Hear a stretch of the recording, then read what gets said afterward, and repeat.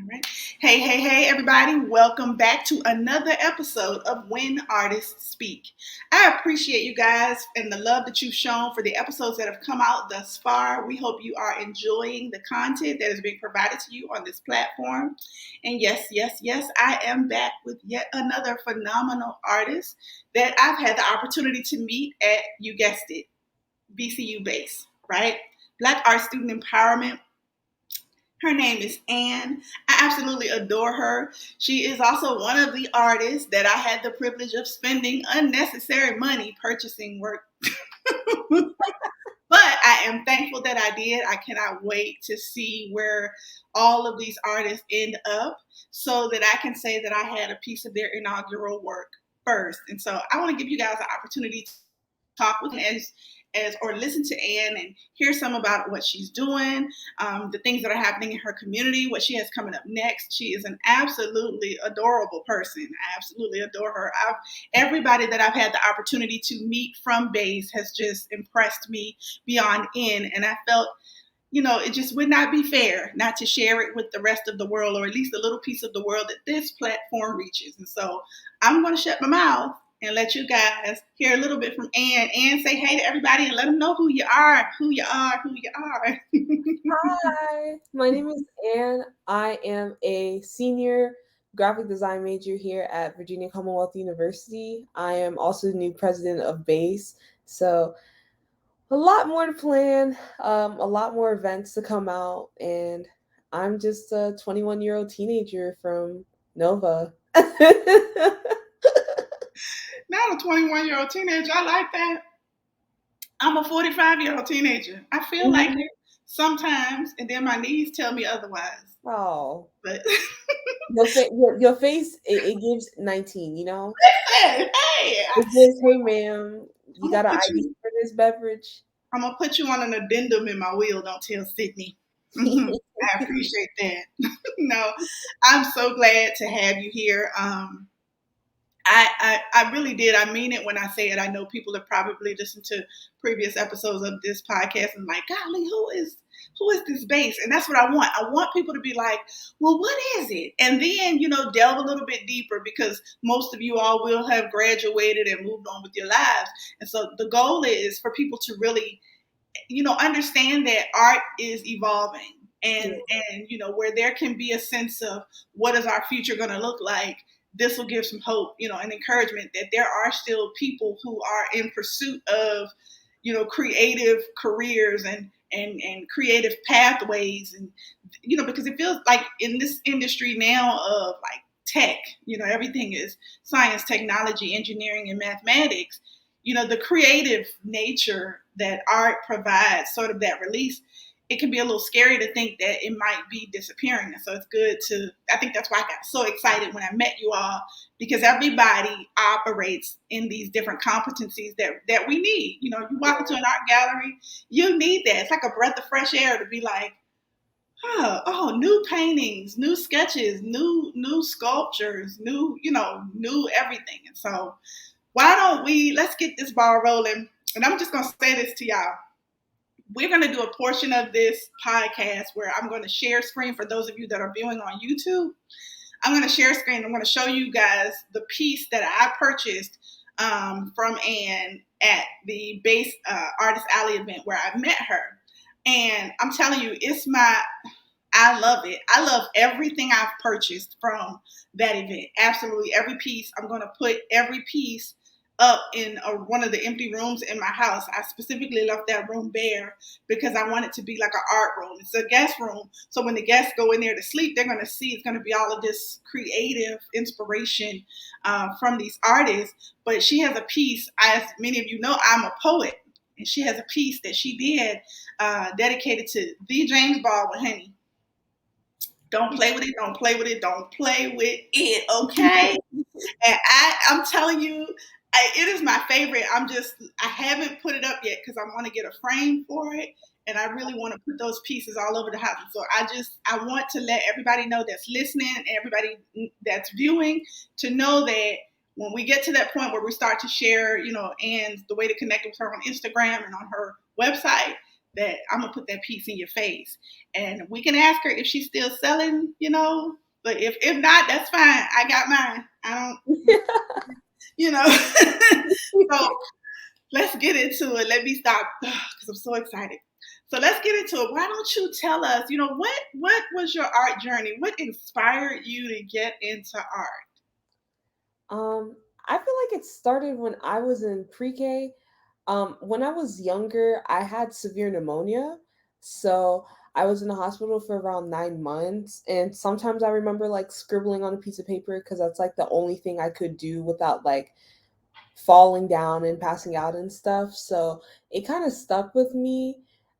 Before when there we were younger, they would always ask, "What do you want to be when you grow up?" I was like, "I want to be a dinosaur, Power Ranger, artist, nurse."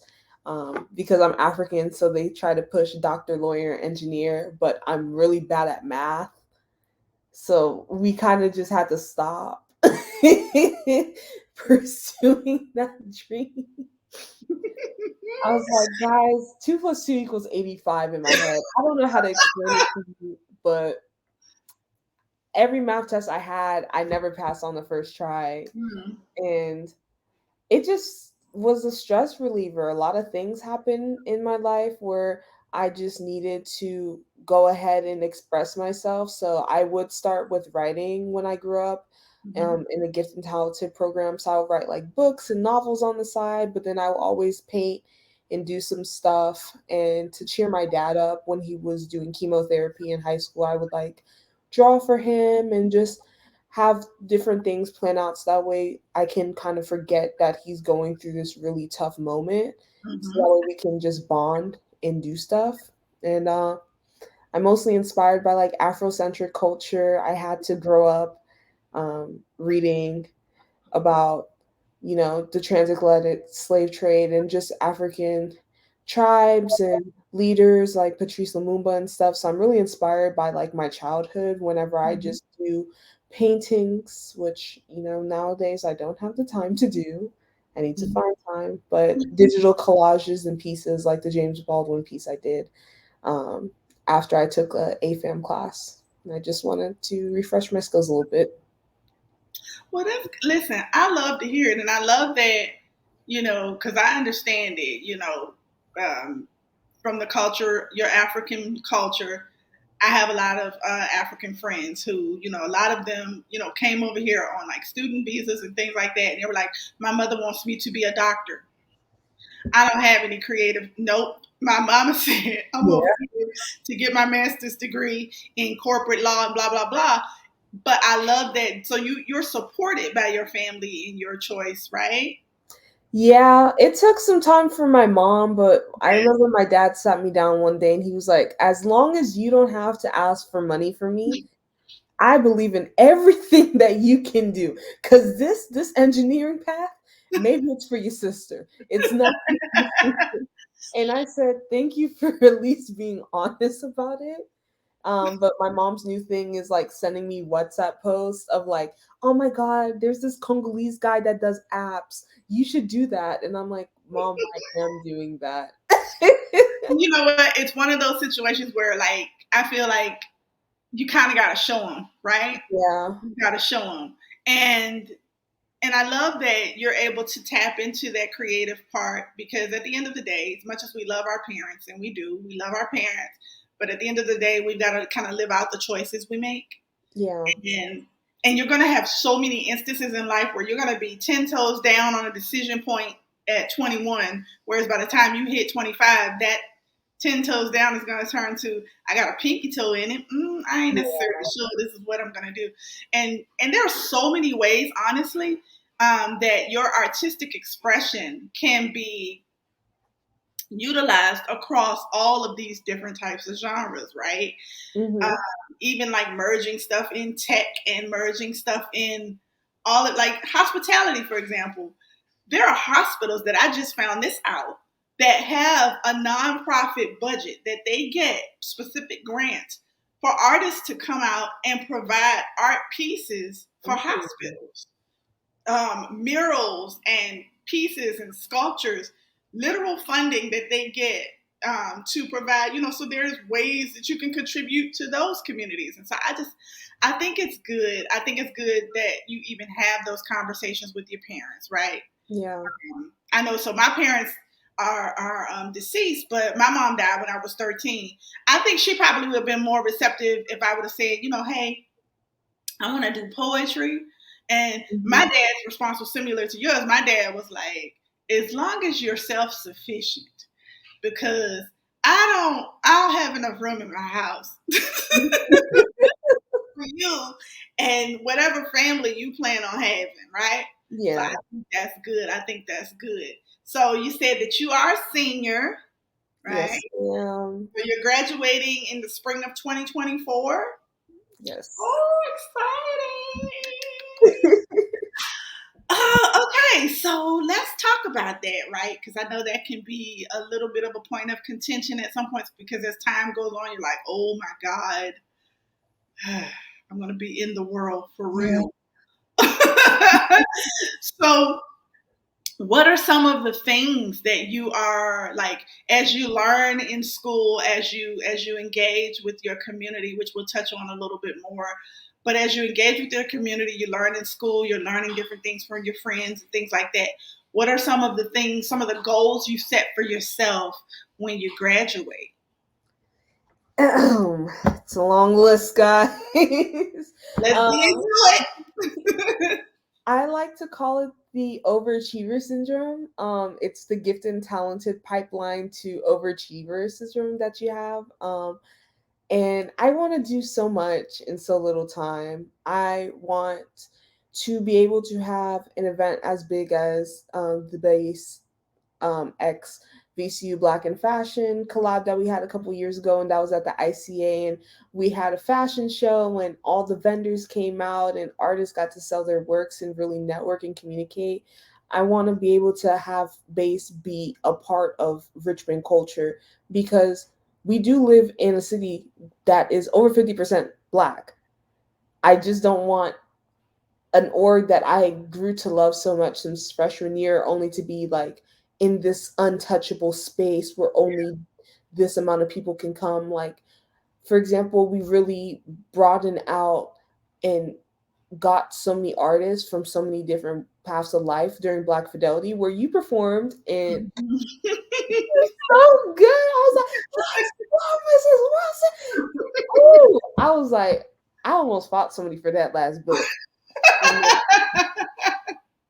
If you watching this and you had that book, just watch out. It might not be yours in a couple of days, but still, it was just so amazing having a month-long experience of just people from different ways of life, and I learned so much from that. Whether it was me having my work be like a part of the gallery space, or fun fact, I did the logo for Black Fidelity.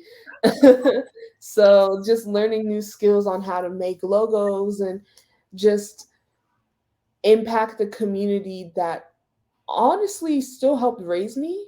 I Mhm, consider you being in college a time where you are still growing up. Like, mhm. I live in the city, but I still go home to my mom and I'm like, hey, I'm hungry. Yep, Let me yep. hold 20.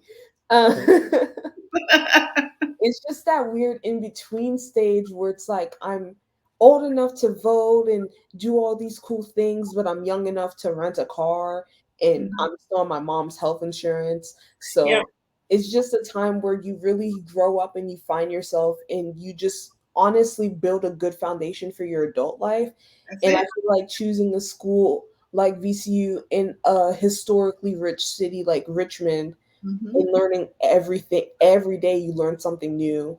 And the fact that I can go down the street and get Jamaican food from a Black owned business and buy like perfume oils, Yeah, yeah. conditioner, like it's just an amazing time. So just being able to build a bridge for Mhm, somebody else that looks like me mhm, through base or other mhm. orgs I'm a part of, so that way they feel included and they feel loved, the same love that I had from my older president Shane, from Sydney, from my e-board.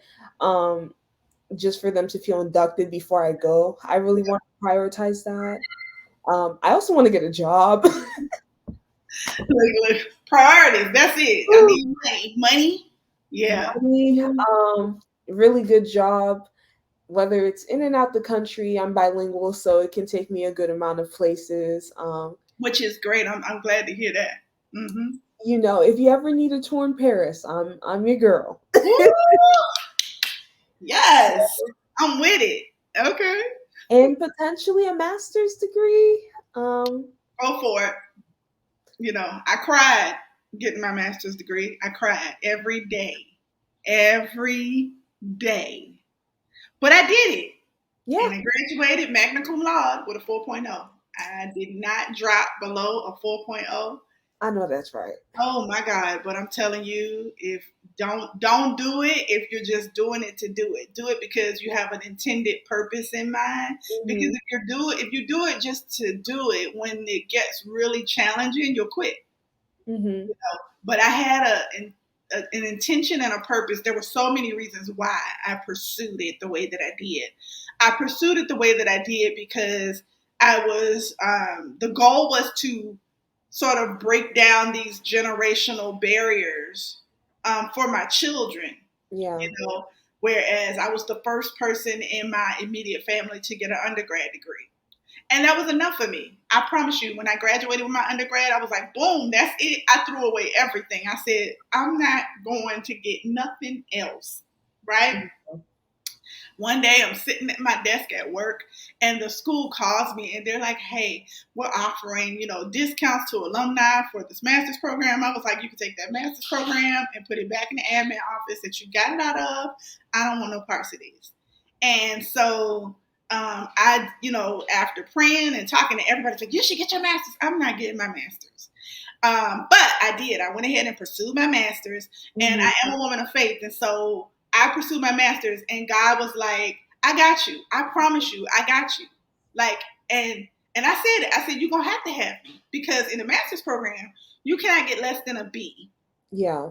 So, whereas in undergrad, I was skating along on the grace of that good high C, I couldn't do that in the master's program.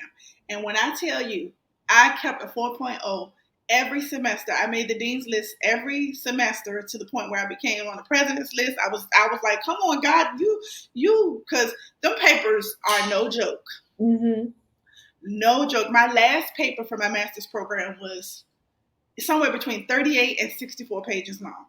Yes, zombie. That's a lot. Original thought. I wish you would use Chat GPT. I wish you would. I wish you would. That paper gonna fly out of that auditing system so fast and bust you across your forehead. So if this is any recommendation to anybody in undergrad or even post secondary, don't try it. Don't let AI set you up for failure. Hmm. You're gonna have to use your right brain because. But I did it. I did it. When I tell you that graduation was real talk for me, I was like, "Ooh." And so when people start coming around talking about doctorate, I just like stop cursing at me because that's what I'm not doing. I have no aspirations and nope, I'm good. So if that's what you're pursuing, I think that's going to be great. I think you'll be fine in pursuit of a means of provision, right? And know that you will elevate and be open to evolving, you know. And I'm glad that you mentioned how even though biologically on paper and according to law you are now an adult, this, that, and the third, but I am glad that you mentioned that you are still very much so growing.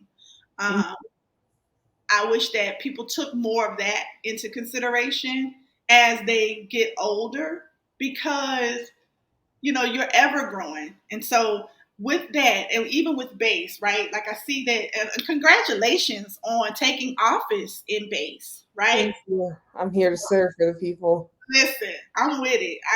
I'm with it. I'm too far away now to jump in my car and drive down, but still, y'all keep me posted on what's coming up and things Of like that. I'll course. do my best to get down here there. But let's talk about that for a little bit.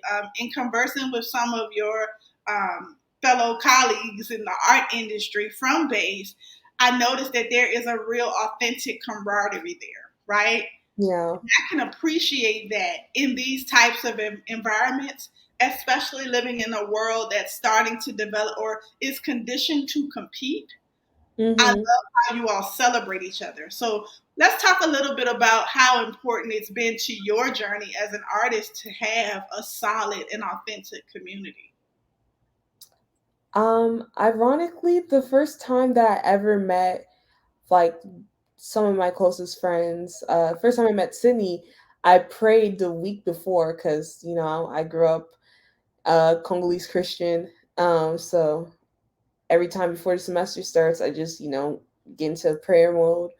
Uh, just set out the whole entire semester, make sure everything's great. I was like, God, I really pray that I have some amazing friends, that I can get opportunities to, travel or just explore and just network with other people. And then I got a call from my ex president, Shane Herrera, and he was just like, congratulations, you're the treasurer. Here are all the people that you're going to be with. And, we're going to set up a little meeting time for you guys to meet. So the first time we hung out, I think we went to Waffle House that night. And I don't know, it's just something very organic when you have people that genuinely want to see you win Yep. from the jump. Like, I'm so grateful to have ever met them, to be able to collaborate and explore, help with their projects, have them help me with my projects, see how their perspective on life is, and like they're they're my rock when it comes to just navigating schools and stuff. Like I would call Sydney and I'll be like, Sydney, like this is so hard. Sydney's like, I don't know why you over here stressing about all this stuff. Yeah, she gets on my nerves with that. It's gonna be okay. It's gonna be okay. You're gonna be fine. It's gonna work out. And I'm like, Okay. Sydney, I need help still. She's just like, shh, shh, shh, it's okay. Just breathe. And I'm like, okay. But just building a genuine bond, I feel like that's what happens when you really care about something. Yep. When I'll even give an example. When Marcus Garvey cared about the black community, the Black Panthers were at their height. Like the community run programs, the food programs, Mm-hmm. everything was just locked down. You could tell that when somebody was moving, they were moving with intention and they were moving in order to progress the next person Mm-hmm. into and out of love. Because you wouldn't do all that effort if you didn't believe in it, Mm-hmm. if Mm-hmm. you didn't believe in the effort or the morals and values that they're putting in. So that's why I felt with B.A.S E. I came in during COVID. Sadly, I was the class of 2020. We didn't have a Oh. prom. Oh. We Sydney always makes a joke. She's just like, "Oh, did you graduate on the Roblox screen?" And I was just like, "You know what? Disrespectful. Disrespectful. I was like, you're lucky you're my friend." Disrespectful self. And I was just like, Nothing I wrong. felt really sad and lonely my first year because, the 2020, what happened with George Floyd, it spilled down Mm-hmm. into Richmond. All the businesses were closed. I didn't see the beauty in Richmond. I was just like, dang, I'm just on campus doing nothing. It's either I go out to eat or I come here. And I saw an email and it was like, hey, are you interested in Black Art Student Empowerment? And I was like, I never heard of it. Went to the first meeting, and even though it was on Zoom, like everybody felt comfortable, like everybody knew each other. And I was like, yeah, I feel like this is really where my people are. Mm-hmm. Cause it's just like the first impression always counts. Mm-hmm. Like when we go out and we go to the fairs like Solo Fair and stuff, like me mean mugging somebody versus me smiling and be like, hey, are you interested in Black art? That means something to someone. Mm-hmm. Yep. Because at the end of the day, we go to a school where school of the arts were a minority still. Yep. So when you see somebody that looks like you and moves with intention and there's love behind that intention, you're gonna feel it no matter what. Yep. Yep. And see, and so it sounds like that community has sort of shaped, especially with the current season that you're in. And so I think maybe even you should take that as you progress through life, right? Because Hmm. whatever challenges you have in relationships now, I wish I could tell you that at my age you don't have those relationship challenges, but they have a tendency to get a little bit more challenging. Mm-hmm. Because navigating those adult friendships is just on a little bit of a different level. And so if you set the precedents now and you're determining and you're finding out, the type of people you want in your life and the type of person you want to be to the people in your life, Mm-hmm. makes it easier and it strengthens your discernment in the area of, really recognizing where people belong in your life, Yeah. especially in specific seasons. So, and I'm really glad to hear that. And being a person who has had the opportunity of seeing it from the outside looking in, I can see and I've experienced and feel the authenticity of, what you all are doing in base. And you really can. The vision you have for it to leave a presence and a fingerprint in the community is very possible.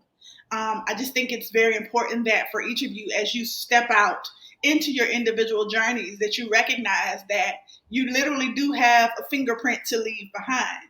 Yeah. And it's up to you how you're going to do it, the intention behind it, and motives, right? So Mm-hmm. I think it's all very possible. So I want to get into something exciting. I know we have talked and y'all are enjoying this conversation, but I want to show y'all, show you better than we can tell you, what Ann is putting her hands to. We're in the age of social media and all of those things. And it's one thing that I do want to bounce back to that I don't think we got a chance to really talk about after we do this showcase. I'm going to share her Mm-hmm. work, and I'm going to start with her Instagram. So I'm going to put on the ticker here. If you want to connect with Ann, you make sure, if you're watching on YouTube, you make sure you pause the video and capture her ad name for Instagram. It's Ann with an art plan, okay? No E, ANN, all right? Ann with an art plan if you're listening on the podcast platforms. So I'm going to share screen really quick so that you guys can see. Let's see, share screen. Here, share screen. Okay, I'm gonna go with her Instagram page. And so what we're looking at right now is Ann's Instagram page. Okay. And so Ann, why don't you walk me through where you'd like for me to go here? So basically, honestly, I I watched one T-Pain interview. I believe it was T-Pain that said that. And he was just like, honestly, if you are a professional and you show me to your Instagram and not your website, just don't show me anything. So I kind of took that to heart because I was like, dang, like that's tough.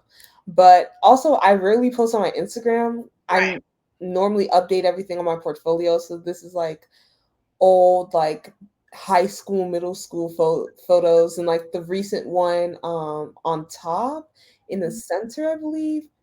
Yeah, the one Mm-hmm. with me in the piece. That was the Block Fidelity post, just as a Mm-hmm. little thank you. So there's two of my pieces that are there.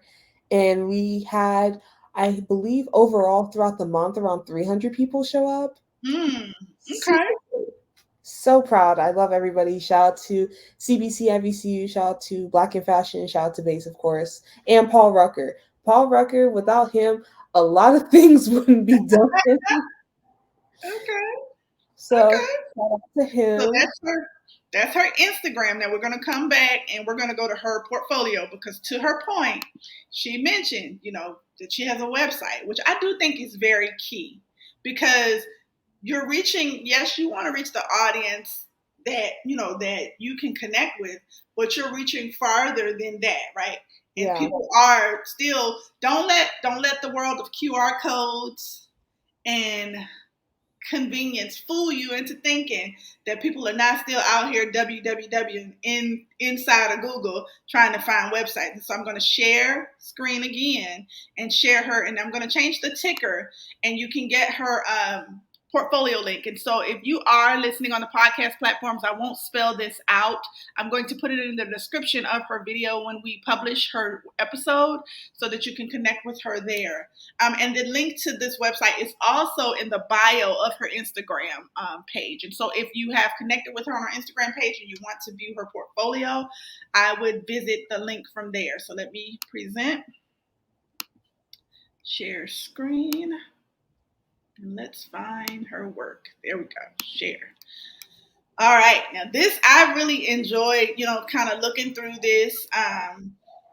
And looking through like all of the different the way you have this set up, I think it's absolutely beautiful. So what I want to do, I'm gonna just go ahead and jump to this James Baldwin poster. Then I'm gonna let Ann handle her business and tell y'all about what you're looking at here. But this piece right here that I am scrolling online to show you all, this is the piece that I purchased. Absolutely breathtaking. I mean, and if you get a copy of it in your hands, it's a game changer for me.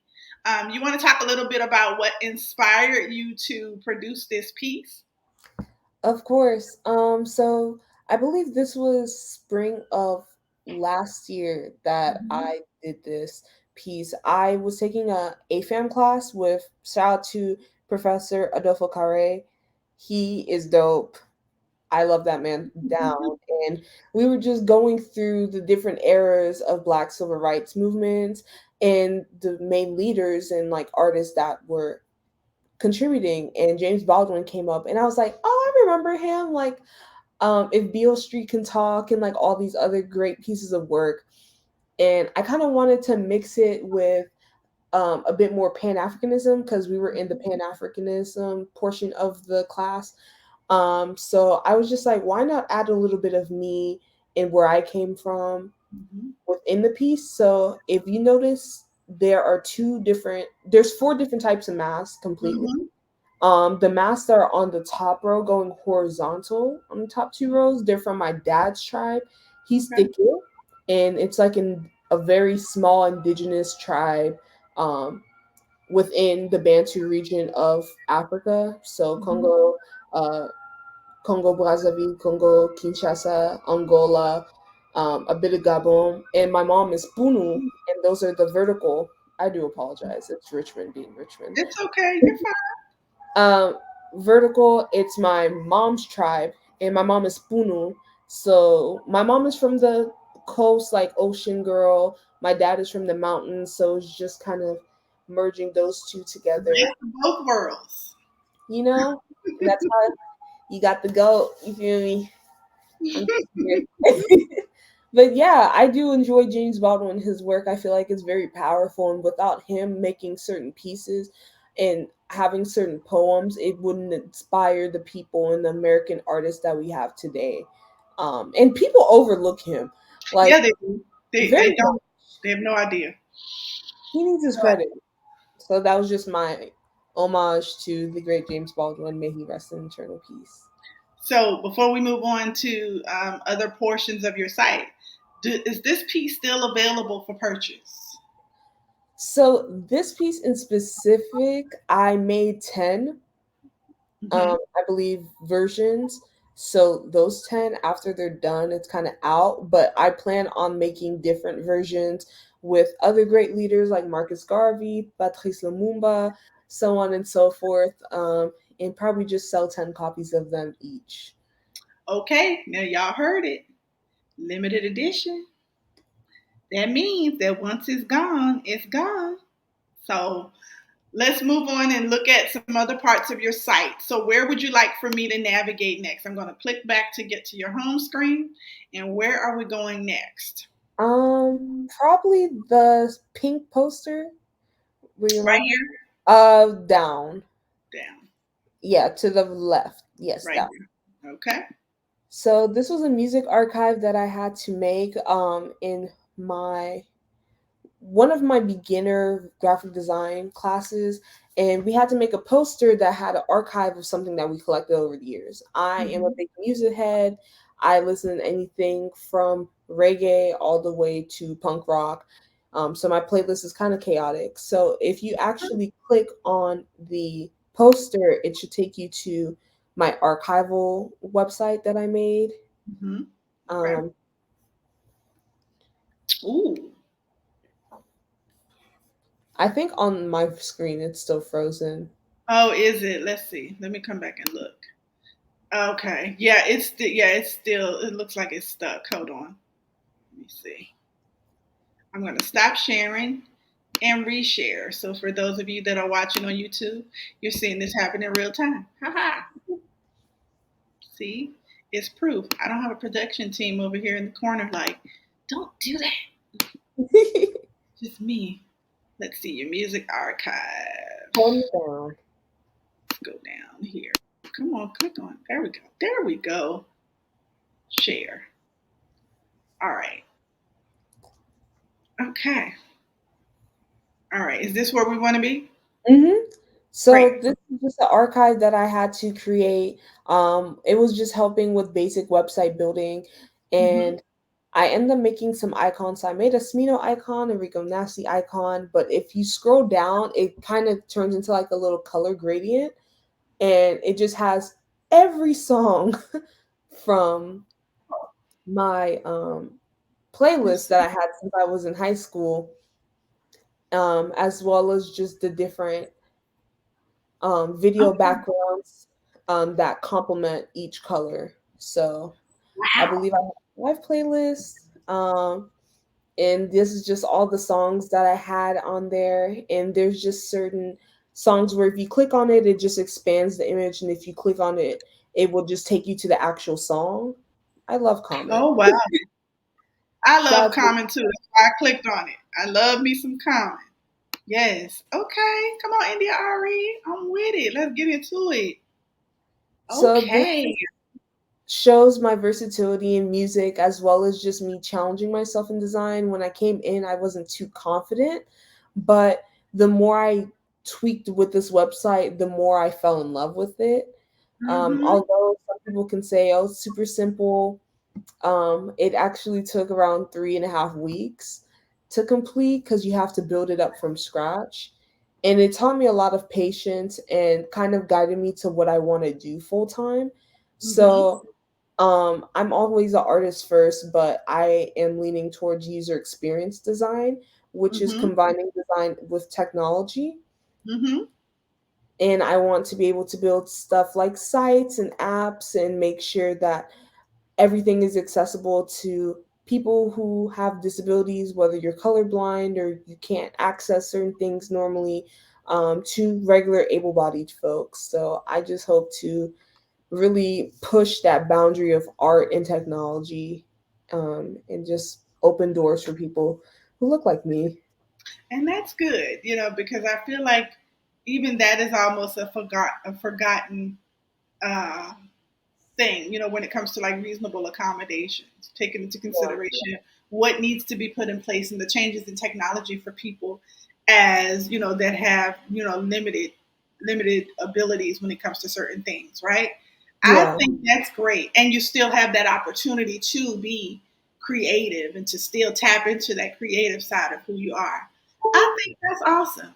I really do. Yeah. So I know for those of you that are listening on the podcast platform, you didn't get an opportunity to see what we were viewing on the screen. So I encourage you, if you do not listen to YouTube, where this video will be airing on the Simply Stacy Poetry YouTube channel. But if you don't watch YouTube or you don't have sort of that Spotify podcast that allows you to watch the video, I encourage you to check out her Instagram, get to that link from her Instagram, and go and really dig in that page. I'm going to spend some time kind of going through it myself.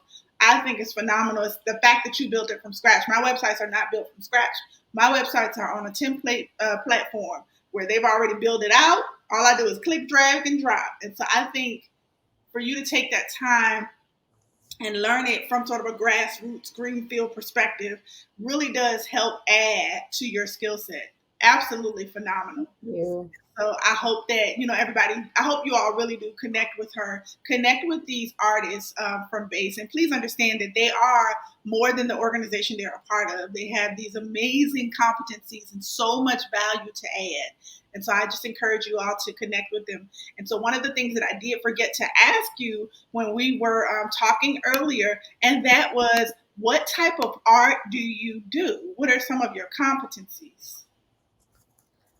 So when I was in high school, I did more oil painting and like acrylic painting.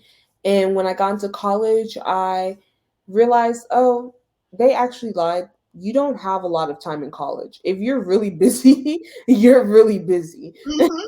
Like the most amount of time I had was maybe the first week of school or the week before. Mm-hmm.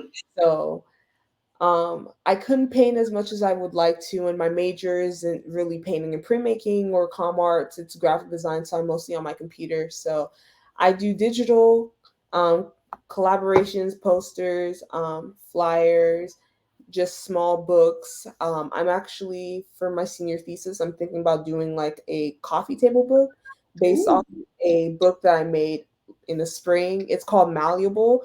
I do apologize on my site if you don't see it. I'm still tweaking it before I upload it, but it just talks about the Crown Act and okay. how that's only enacted in 4 out of the 50 states in America, and just showing the Mm-hmm. diversity of hair and how black hair is malleable like gold. I love it. I love it. I love it. If this doesn't encourage you to, to have hope for the future, I just don't know what will. I absolutely love that. I love that. So, my favorite part of the show, are you taking commissions? Yes, I am. Okay. All right. So I am starting off small because I'm a bit Mhm. nervous. It's going to be my first time taking them, but I can do posters, I can do flyers. If you want a painting, I can probably do it over break because during Mhm. the semester I don't have time, Mhm. but I will be creating my foundation. My website will be broken down, and a portion of it can go to email me towards quotes and how you want it specifically, so that way I can just build up my skill set and all around be great for you guys. That sounds good to me. So you heard it here.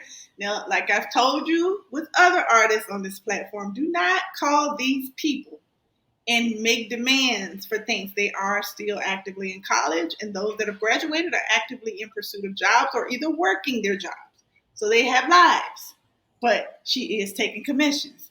And so the last question I have for you before we close out this excellent conversation is, what's up next for Ann? I am in my it girl era. Okay. So we're going to apply for grad school. We're going to Mm-hmm. work on this senior thesis, Mm-hmm. and we're going to pray and hope that God does the rest because He'll do it for you. He did it for me. He'll do it for you. I'm gonna walk across that stage, and if you guys here never would have made it on a boombox, Listen, mine's business. Some people actually had things we were going through during college. listen. And that's okay. That's honesty. That's real. And I think everybody needs to take into consideration. You just don't know people's journeys. And so I'm proud of you. You have come for the short time that I've had the opportunity of knowing you. You've come a long way, and I can appreciate. I know you've spoken about what my daughter's friendship to you has meant, but what your friendship to her has meant. And I love that she came to VCU and really found her voice as well.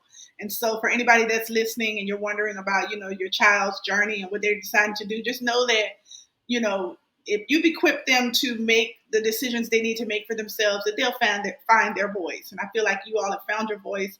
I'm excited for the things that are coming up for B.A.S.E. Glad that the new semester is starting off good for you. And I'm excited about your future. So thank you so much for joining me today. I really, really, really, really appreciate you. If you are watching this video on YouTube, please like, comment, and subscribe.